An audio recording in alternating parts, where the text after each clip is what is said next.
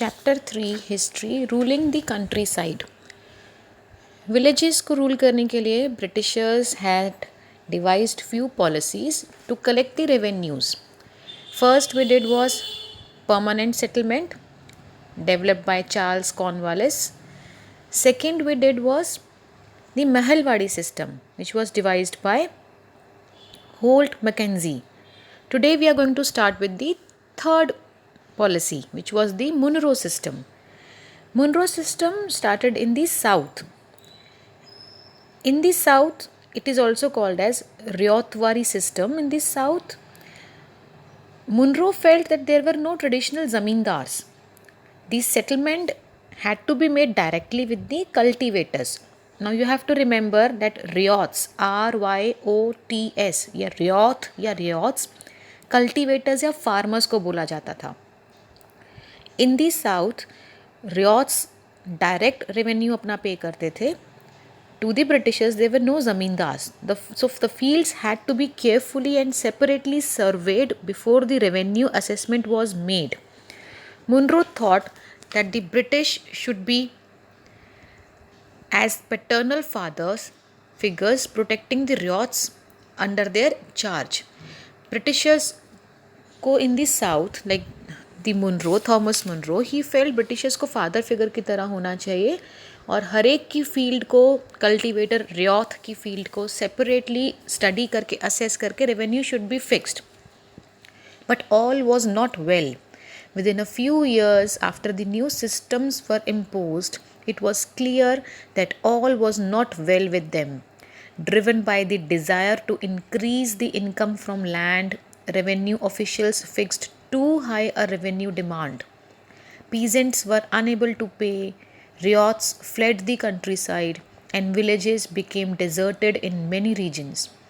Optimistic officials had imagined that the new systems would transform the peasants into rich enterprising farmers, but this did not happen. Britishers had thought कि हमारे new policies से जो Indian peasants हैं, farmers हैं, रियोट्स हैं, वो motivate होंगे और वो रिच फार्मर्स बन जाएंगे और हमारा रेवेन्यू कलेक्शन बढ़ जाएगा. But that was wrong.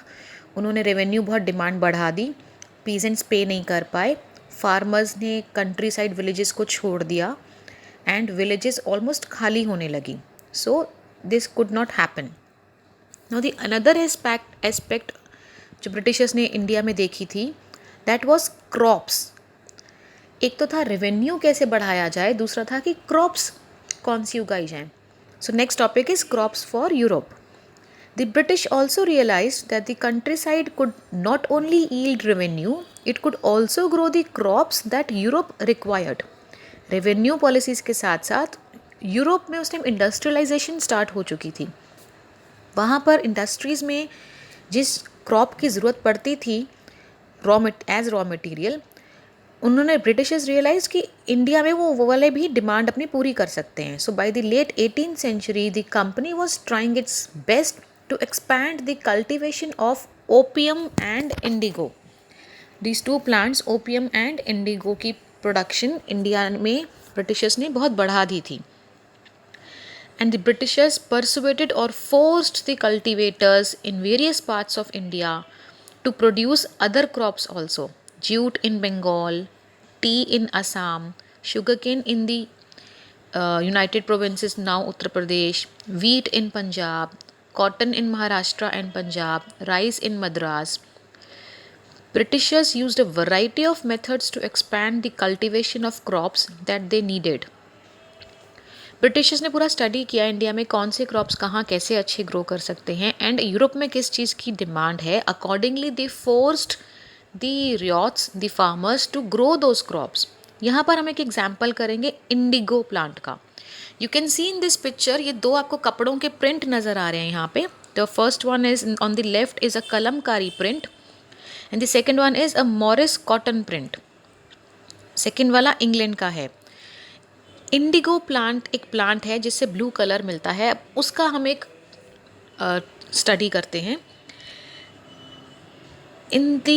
There was one thing common in these two plants, that is a rich blue color in these pictures, and this blue color is called indigo. You must have heard about the colour Indigo, but Indigo colour है क्या?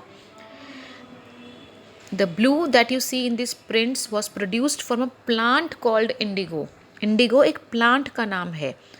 It is likely that the blue dye used in the Morris prints in Britain was manufactured from indigo plants cultivated in India. For India was the biggest supplier of indigo in the world at that time. England के अंदर Morris cotton print बहुत famous था. उसका जो rich blue colour था वो पता चला कि वो इंडिया में एक इंडिगो प्लांट है, उस प्लांट से वो रिच ब्लू कलर बनता है. That has been used. So Indigo की डिमांड बहुत बढ़ गई थी and at that time India was the biggest supplier of Indigo plant in the world. Now why the demand for Indigo plant? India की ही Indigo colour की क्यों demand थी? The indigo plant grows primarily in the tropical areas, and Indian indigo was being used by cloth manufacturers in Italy, France, and Britain to dye cloth. However, only small amounts of Indian indigo reached the European market, and its price was very high. European cloth manufacturers therefore had to depend on another plant called woad, WOAD, to make violet and blue dyes. Being a plant of the temperate zone, woad was more easily available in Europe. It was grown in the northern Italy, France, parts of Germany, Britain. Worried by the competition from indigo, woad producers in Europe pressurized their governments to ban the import of indigo. Now, indigo India का colour था, लेकिन it was not readily available in European market. Demand बहुत थी पर उसकी price बहुत high थी. इस वजह से यूरोप ने अपना उनका एक प्लांट था वोड, WOAD, जिसे एक वायलेट एंड ब्लू डाई में बनती थी, कलर बनता था, उसको ग्रो करना शुरू किया वहाँ की डिमांड पूरी करने के लिए. और गवर्नमेंट को बोला to ban the import of indigo, क्योंकि इंडिगो प्लांट की डिमांड की वजह से उनका अपना यूरोप का वोड प्लांट की सेल नहीं हो रही थी.